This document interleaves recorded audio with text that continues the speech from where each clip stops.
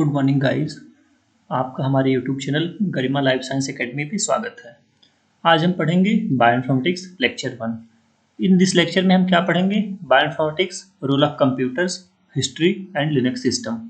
ये जो लेक्चर है वो हेल्पफुल है गेट के लिए, DBT, GATE B, BSc, MSc, JNU, TIFR and IIT JAM entrance examination. Here is my qualification, like I qualified BT and Excel in 2021 and 2023. I also qualified IIT JAM, AIMS PG Biotechnology examination. And please like, share, subscribe and my YouTube channel Garima Life Science Academy. Without delay हम लोग पढ़ते हैं bioinformatics. Bioinformatics, role of computers, history and Linux system. हम लोग इसमें क्या पढ़ेंगे? Bioinformatics क्या होता है, उसका डेफिनेशन पढ़ेंगे। जो डिफरेंट कंप्यूटर्स हैं वो बायोइन्फॉर्मेटिक्स में कैसे हेल्पफुल हैं, बायोलॉजिकल डेटा एनालिसिस के लिए। थोड़ा बहुत हिस्ट्री देखेंगे और लास्ट में लिनक्स सिस्टम और उसके कुछ कमांड देखेंगे। इसमें हम पढ़ते हैं what is bioinformatics. Bioinformatics is interdisciplinary field that develop methods and software tools for understanding biological data, in particular when the data set are large and complex। इसमें हम क्या करते हैं कि जो large and complex data set होते हैं biological data like proteome data, genome data, metabolome data, उसको हम स्टडी करते हैं, एनालाइज करते हैं, एनालिसिस करते हैं। And second point, as an interdisciplinary field of science, bioinformatics combines biology, chemistry, physics, computer science, information engineering, mathematics and statistics to analyze and interpret the biological data. Bioinformatics has been used for in silico analysis, like computer-based analysis of biological query using computational and statistical techniques.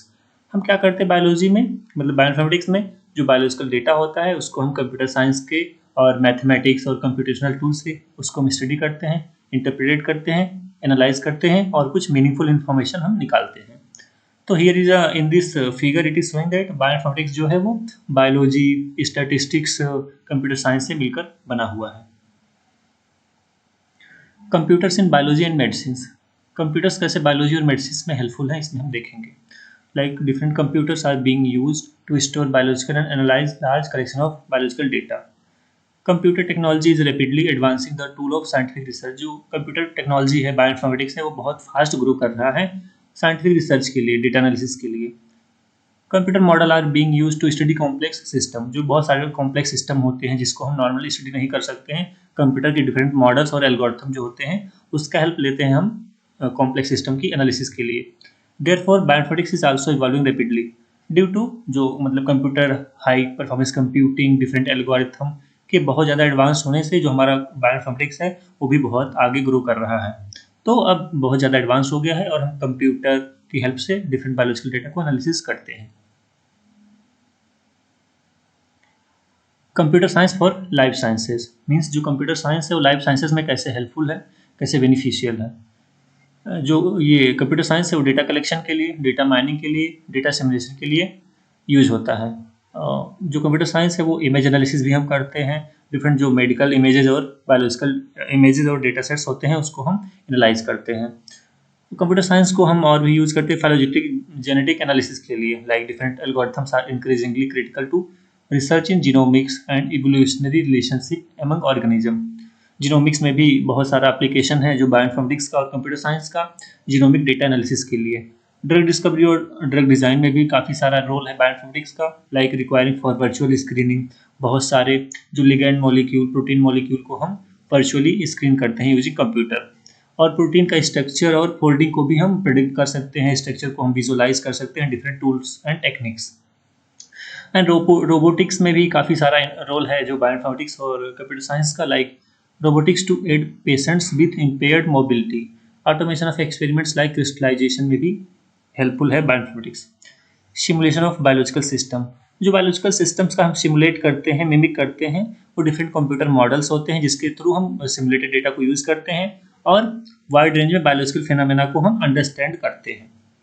Different medical treatment optimisation, bioinformatics emphasis on adaptive treatment design और dynamic treatment regimes. जो bioinformatics है वो different medical images को, data को treatment करने के लिए और डायनामिक ट्रीटमेंट के लिए हेल्पफुल है। इलेक्ट्रॉनिक हेल्थ रिकॉर्ड में, patient record and other information resources को रिकॉर्ड करने में, एनालिसिस करने में बायोइन्फॉर्मेटिक्स का बहुत बड़ा योगदान है। Model of integrated disease surveillance में bioinformatics assisted bio surveillance and early warning to address the inefficiencies, बहुत सारा एप्लीकेशन बायोइन्फॉर्मेटिक्स का डिफरेंट फील्ड्स में है।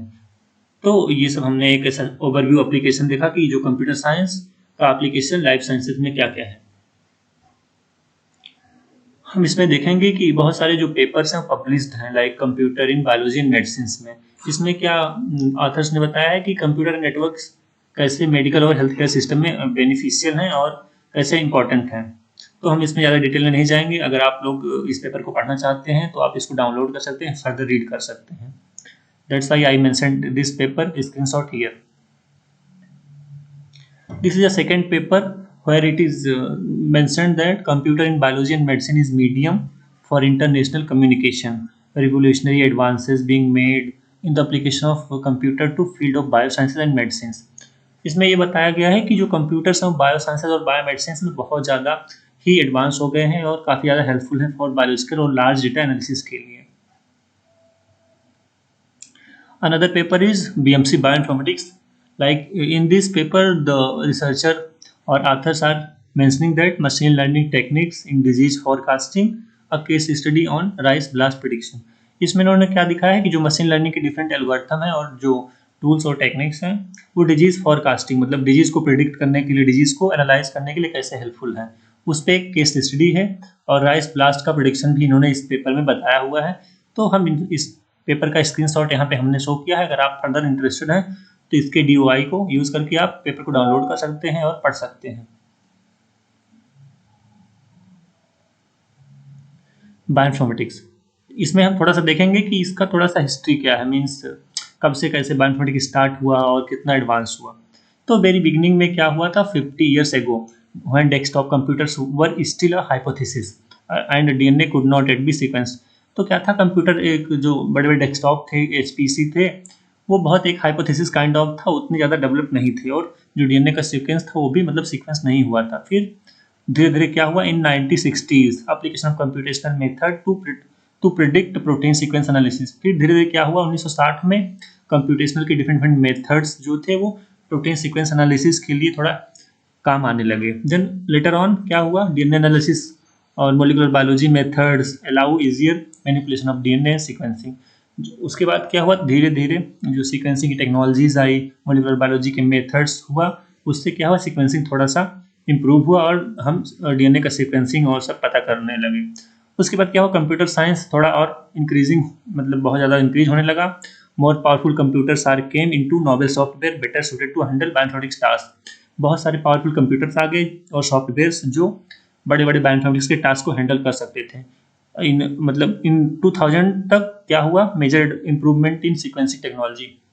जो NGS टेक्नोलॉजी थी और बहुत मतलब अच्छे से सीक्वेंसिंग टेक्नोलॉजीज आ गए और जो सीक्वेंसिंग का कास्ट हुआ वो भी रिड्यूस हो गया। उसके बाद हम आसानी से अपने डेटा को सीक्वेंस कर सकते थे, उसको एनालाइज कर सकते थे। अराइवल ऑफ बिग डेटा उस टाइम पे बहुत ज़्यादा मतलब बिग डेटा आ गया। अब उसके लिए हमें मतलब न्यू चैलेंजेस होने लगे कि उस डेटा को हम कैसे मतलब एनालाइज करेंगे, डेटा में कैसे इन्फ्रेंसेस निकालेंगे, मीनिंगफुल इन्फ्रेंसेस निकालेंगे। उसके लिए हमने कंप्यूटर साइंस जो हाई परफॉर्मेंस कंप्यूटिंग है उस फील्ड को हमने स्विच किया और उसका हमने यूज़ किया।